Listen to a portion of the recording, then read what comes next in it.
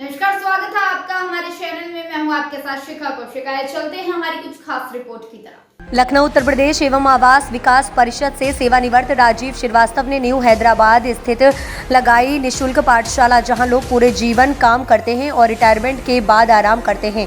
वहीं राजीव श्रीवास्तव ने 60 साल के बाद भी निर्धन गरीब बच्चों को निःशुल्क शिक्षा देने के लिए संकल्प, पढ़ाने का अलग अंदाज, बच्चों को शिक्षा देने का अलग अंदाज और जिनके पास कॉपी किताबें नहीं उनकी पूरी व्यवस्था करते हैं राजू श्रीवास्तव। आइए दिखाते हैं राजीव की पाठशाला। बने रहिए हमारे साथ, बात करते हैं राजीव श्रीवास्तव से और जानते हैं कि कौन है ये शख्स जो बिना किसी एनजीओ, बिना किसी स्वार्थ कर रहे बच्चों को शिक्षित।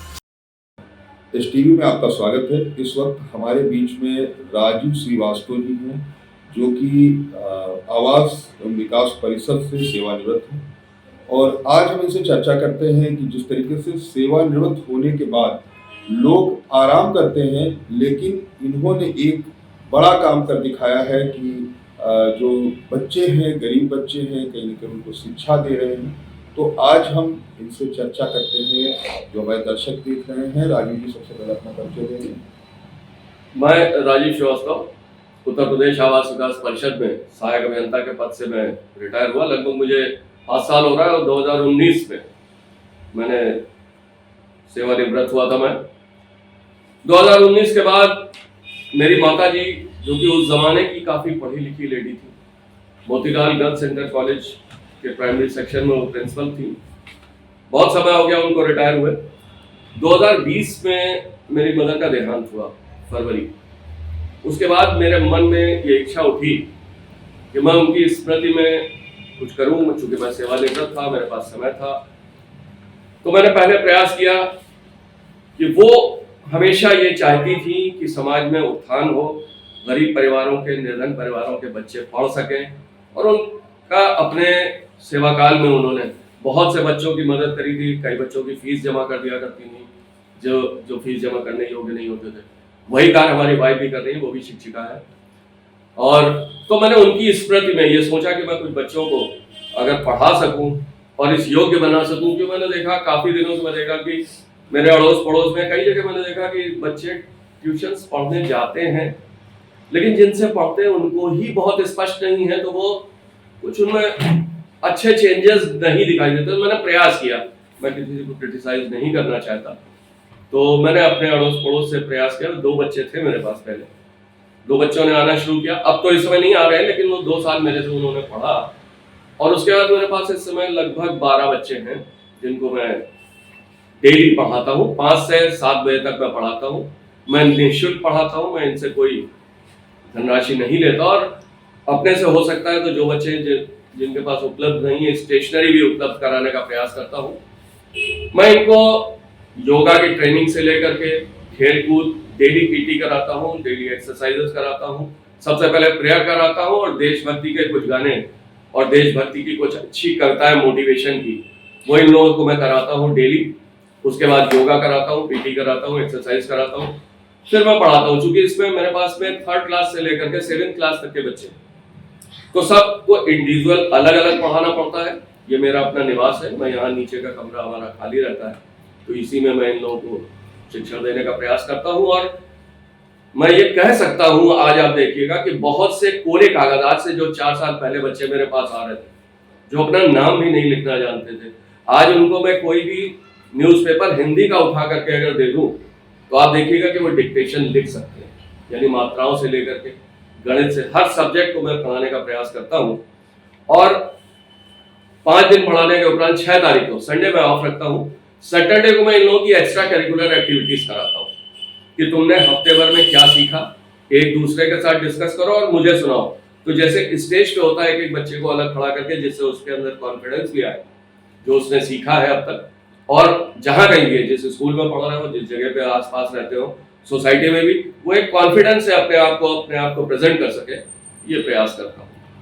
राजू जी, एक अच्छा काम आप कर रहे हैं। जिस तरीके से आपने कहा कि शिक्षा को लेकर के आप लगातार जो गरीब बच्चे हैं उनके लिए आप काम कर रहे हैं। बात ये आती है कि अगर बात करी जाए कि आप यूनियन के भी लीडर रहे, और जिस तरीके से रिटायरमेंट के बाद लोगों का ये इच्छा होती है आराम करने, तो आपने ये जो जिस तरीके से आपने ये कहा कि हमने माता जी की स्मृति में ये कार्य किया है या अन्य जो चीजें हैं, लेकिन कहीं न कहीं अगर बात करी जाए कि रिटायरमेंट के बाद लोग आराम की ज़्यादा उनकी संभावना रहती है, लोगों की इच्छा रहती है कि रिटायर भी हमने जीवन भर काम किया, हम रिटायर हो जाएंगे।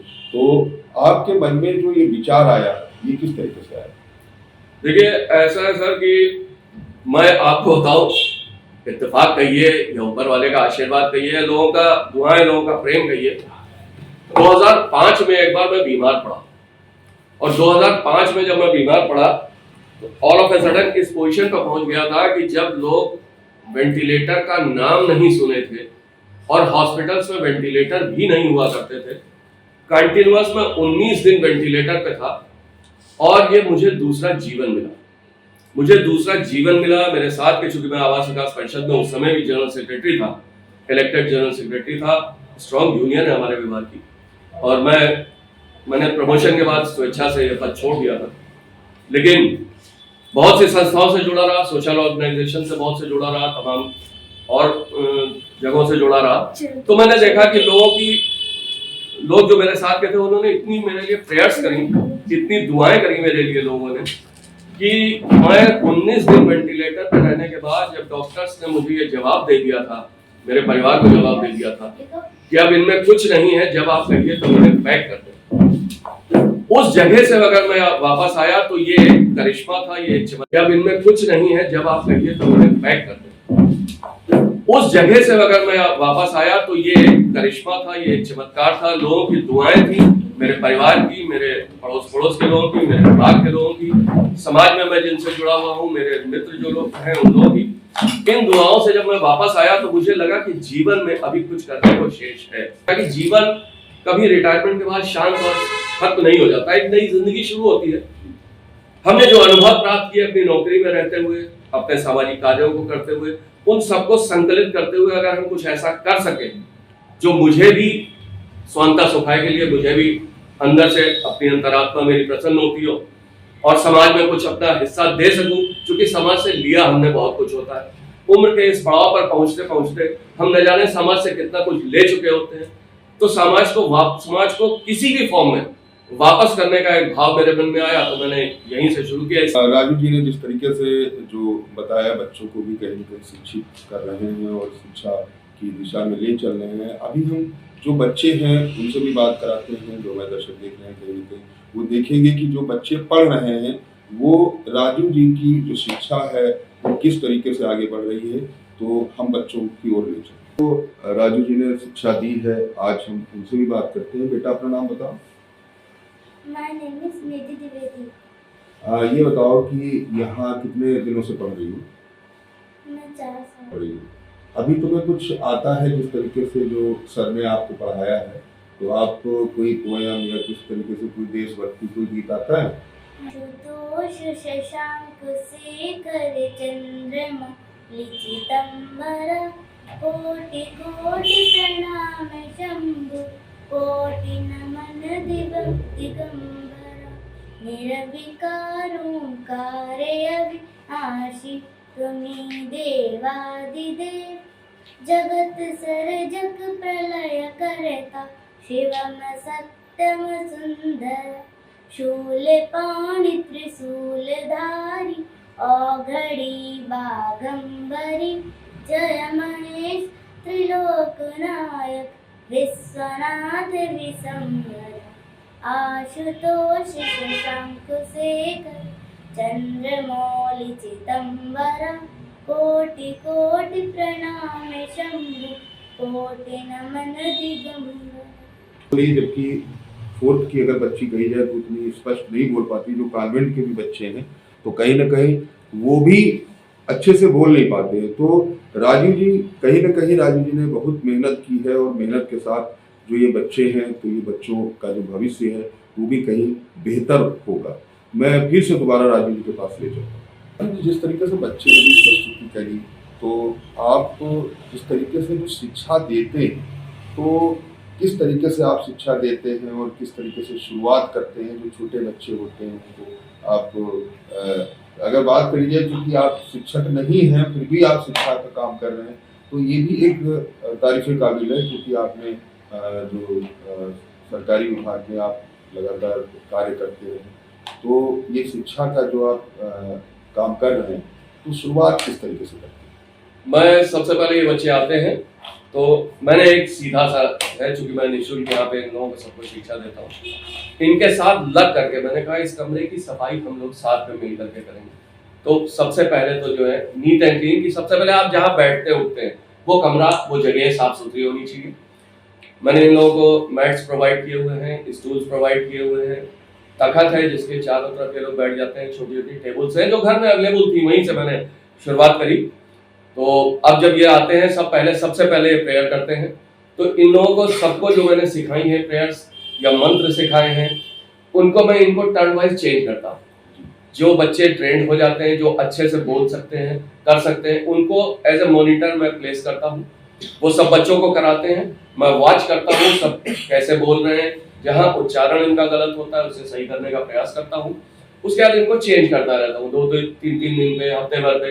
इन लोगों का एक टाइम टेबल मैंने बना रखा है, उसके हिसाब से इन लोगों को टर्न वाइज चेंज करता हूँ कि आज प्रेयर तुम कराओगे, आज एक्सरसाइज तुम कराओगे, आज योगा तुम कराओगे।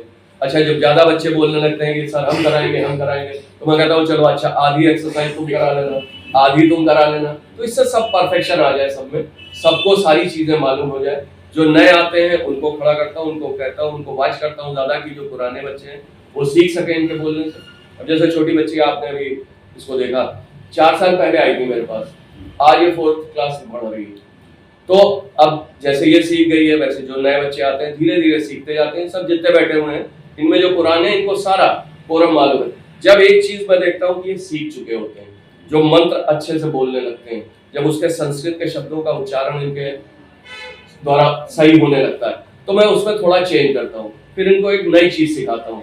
तो मैं ये महसूस करता हूँ कि कुछ बच्चे जल्दी, कुछ बच्चे थोड़ा देर में, लेकिन सीख सब जाते हैं। बहुत धन्यवाद राजू जी। देखिए, जो न्यू हैदराबाद में राजू जी का ये आवास है, आवास पर ही जो बच्चों को शिक्षा देते हैं, तो जो भी दर्शक हमारे देख रहे हैं, अगर वो न्यू हैदराबाद या निशाद के लिए आसपास से देख रहे हों, आना चाहते हैं, तो राजू जी के पास आ सकते हैं। जो गरीब बच्चे हैं उनको कहीं फ्री, एकदम मुफ्त शिक्षा देते हैं, और जिस तरीके से राजू जी ने बताया कि उनकी हर तरीके से मदद करते हैं। अच्छी लगी होगी हमारे चैनल को लाइक, सब्सक्राइब और शेयर करना मत भूलिए। ऐसी ही खबरों के लिए बने रहे मेरे साथ। नमस्कार।